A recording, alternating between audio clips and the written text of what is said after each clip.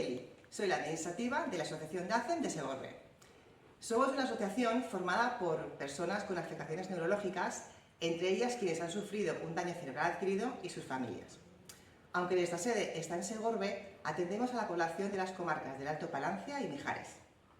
En nuestro centro ofrecemos un programa de autonomía personal que incluye una terapia integral para la rehabilitación de las secuelas y el mantenimiento de la funcionalidad de las personas con daño cerebral adquirido a través de fisioterapia, logopedia, neuropsicología, terapia ocupacional y trabajo social.